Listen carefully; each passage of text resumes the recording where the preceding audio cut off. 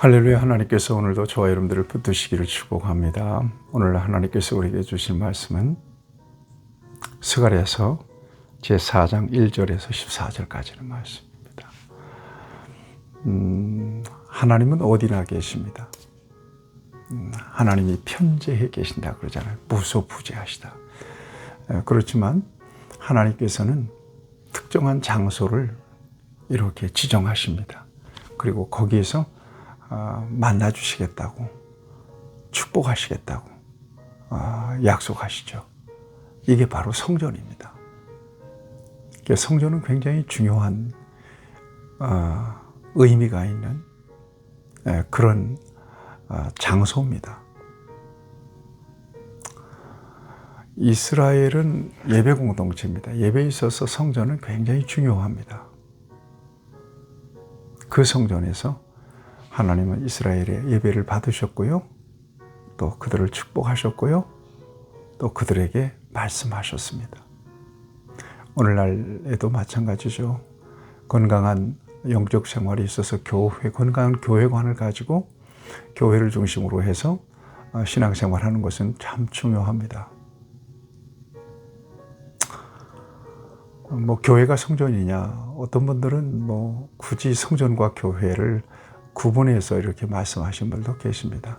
그러나 여러분, 성전이 하나님께 거룩하신 하나님께 예배하는 곳이 성전이면, 교회는요, 거룩하신 하나님께 그리스도 안에서 부름받은 성도들의 모임, 예배 공동체니까 교회도 성전이죠. 굳이 그렇게 구분할 필요가 있을까 싶습니다. 어쨌든 하나님께서는 그 성전을 다시 재건하길 원하시죠.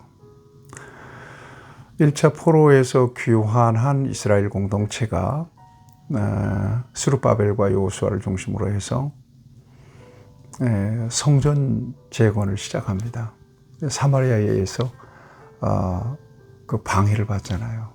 그래서 성전이 재건이 중단돼요. 중단된 채로 16년 동안에 방치됩니다. 여러분, 지나다 보면 건물 짓다 말 그 건물들 많이 보잖아요. 굉장히 흉물스럽잖아요. 그렇게 하나님의 성전이 아주 흉물스러운 모습으로 16년 동안에 방치되고 있었던 겁니다. 그런데 하나님은 스가랴 선지자를 일깨우고 백성들을 흔들어 깨워서 다시 그 성전 재건을 시작하시도록 독려하십니다. 그 비전을 오늘 본문 말씀에서 주십니다. 특별히 오늘 본문은 5번째 환상을 통해서 구체적으로 그 일을 이루시겠다, 이렇게 말씀하고 있습니다. 자, 순금등대의 7 등잔 환상을 봅니다. 이것은 온 땅을 두루 다니시는 하나님의 눈, 여호와의 눈을 의미합니다. 2절에서 10절에 보면 온 세상을 감찰하시는 하나님은 이 스가랴를 흔들어 깨우시듯이 귀환한 공동체를 깨우셔서 그분의 일을 보게 하실 거라는 겁니다. 백성들이 지금 뭔가 동기를 잃어버리고 잠잠하고 있는 거예요. 마치 잠자듯이 그들을 흔들어 깨우셔서. 그리고 스룹바벨을 통해서 성전을 재건하실 거라고 하는 비전을 오늘 본문에서 주고 있습니다. 이 성전 재건은 사람의 힘이 아니라 오직 하나님의 영으로 완공될 것이라고 하는 것을 성전 말씀하시고 계시면서, 성전 재건을 막아서는 외적인 어려움들, 오늘 본문에 보면 큰 산이라고 이렇게 되어 있습니다. 또 이것도 성전 기초를 보고 보잘것없다고 여기는 또 내부적인 여러 가지 그 어려움들이죠. 이게 작은 일의 날이라고 멸시하는 그런 일들, 오늘 본문 10절 말씀에 이렇게 되어 있거든요.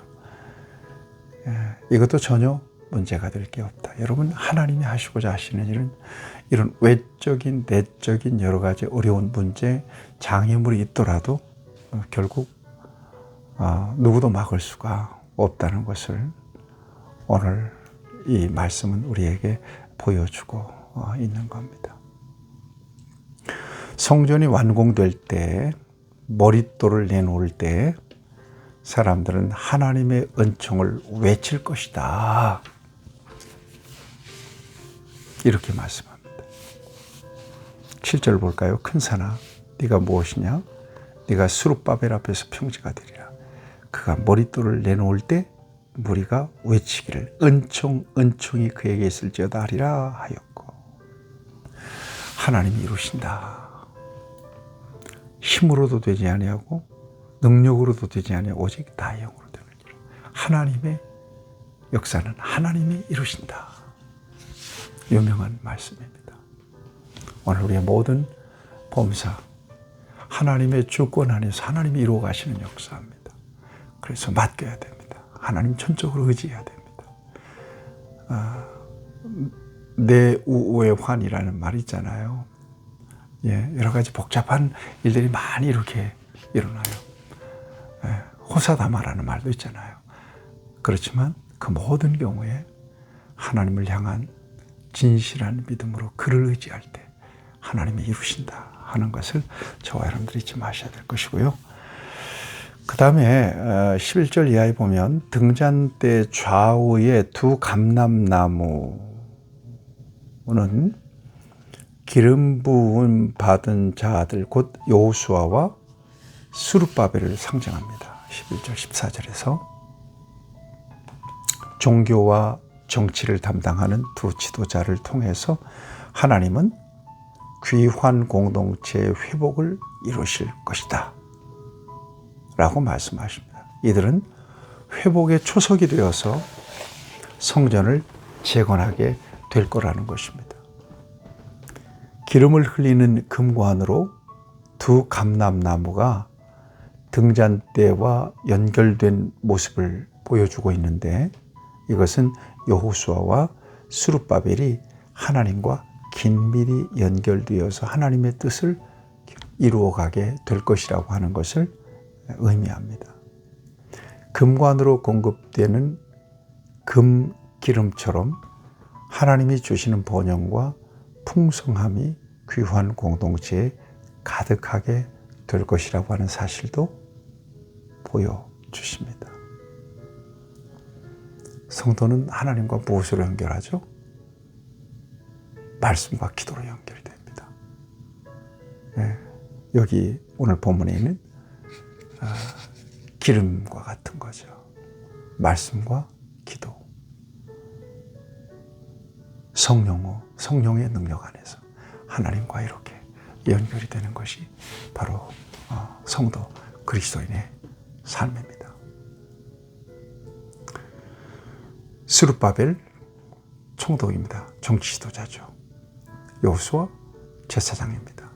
이 둘을 통해서 하나님은 이 같은 성전 재건의 역사를 완성하셔서 하나님의 역사를 이루시겠다라고 하는 것을 오늘 본문에서 보여주고 있습니다. 막을 수 있다고요? 아니에요. 누구도 못 막아요. 이는 힘으로도 되지 아니하고 능으로도 되지 아니하고 오직 나의 신으로 되느니라. 성령으로 되는 일입니다. 믿음의 역사가 다 그렇습니다. 그래서 하나님께 맡겨드리고 저와 여러분들의 모든 삶이 성령의 역사 속에서 아름답게 이루어져서 하나님의 영광을 보는 그런 축복이 있기를 축복합니다. 하나님 아버지 귀한 말씀을 통해서 하나님이 이루어 가시는 놀라운 역사를 보여주십니다.